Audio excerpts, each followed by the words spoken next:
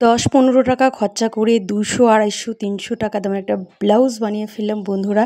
সবাই একটু পাশে থেকো। আমি টুলটুলি ফ্রম শিলিগুড়ি। যারা যারা এখনও আমাকে বন্ধু করেনি প্লিজ একটু বন্ধু করে নিও। আর আমার ভিডিওগুলো যদি ভালো লাগে সবাই একটু লাইক কমেন্ট শেয়ার দিয়ে পাশে থেকো। তো ঘরের মধ্যে কিন্তু আমাদের মহিলাদের সব মেয়েদের বা দিদিদের বৌদিদের অনেক ব্লাউজ পিস থাকে। তো আমি এটা 2009 সালে মাধ্যমিক দেওয়ার আগে সেলাই মেকআপ কাজটা শিখেছিলাম। তো আজ ফাইনালি আমার মনে হচ্ছে আমি কিছু করতে পেরেছি। তো সেলাইটা আমি দেখো ঘরের জিনিস দিয়ে করেছি, কিছুই কিনিনি। ব্লাউজ পিসটা আমার ঘরেই ছিল। আর অস্ত্রও কিনিনি। একটা শাড়ি কেটে আমি এর আগের দিন চুড়িদারে লাগিয়েছিলাম, সেই শাড়িটা এখানে লাগিয়ে দিয়েছি। জাস্ট কাটিংটা করে নিয়ে প্রেস করে নিয়েছি, দুটাকে একসঙ্গে করে নিয়েছি।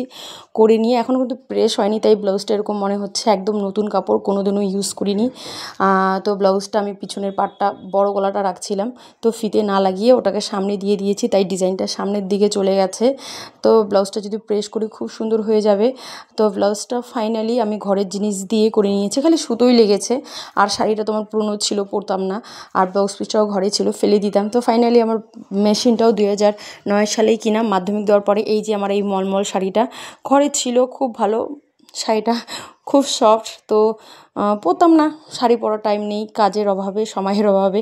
তো অনেকগুলো ব্লাউজ আছে, ভাবছি এই শাড়িটা যেহেতু কেটেই ফেলেছি, এই শাড়িটা দিয়ে সবগুলো বানিয়ে নিব, অস্ত্র কেনার টাকাটা বেঁচে যাবে। আর অনেক দিন ধরে, প্রায় 1 বছর 1.5 বছর ধরে কোনো ব্লাউজ বানাই না। আর নিজের ব্লাউজ আমি নিজেই বানাই, ভালো হোক মন্দ হোক। তো অতটা ভালো পারি না, সত্যি বলছি, ফিনিশিংটা আমার অত ভালো হয় না। মানে আর যারা সেলাইয়ের দোকানে মানে কাজ করে, যারা সেলাই টেলাই করে তাদের মতন হয় না। নর্মালি আমার নিজের কাজগুলো আমি সেরে ফেলি। তো এখানে আরও 7-8টা আছে, ভিতরে কিন্তু অনেকগুলো আছে। তো ভিতরেগুলো আপাতত তোমাদের সঙ্গে শেয়ার করে নিই, যে কটা বানাবো সেই কটাই শেয়ার করছি। এখানেও কিন্তু 6টার মতন আছে, 5টা-6টা আছে। তো যাই হোক, পরপর আমি বানাবো আর তোমাদের সঙ্গে শেয়ার করবো। আর কখন বানাই জানো বন্ধুরা?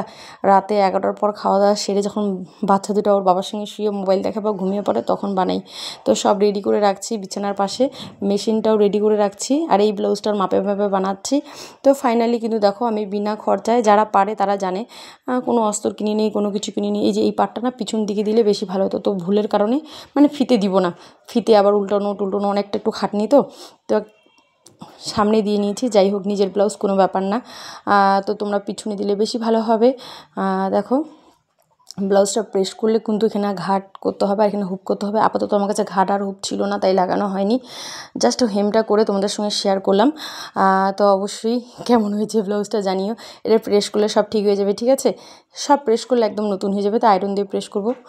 আর মেশিন রেডি, কাপড় রেডি। প্রত্যেক দিন রাতে অল্প অল্প করে বানাবো, কাটিং করব আর বানাবো, আর পার্লের স্টোরিতে দিব। আর এখানে না হাতের কাজও করা যায়, সুতো দিয়ে লেস লাগানো যায়। তো ভালো লাগলে সবাই পাশে থেকো। থ্যাংক ইউ সো মাচ সকলকে, আই লাভ ইউ পাশে থাকার জন্যে।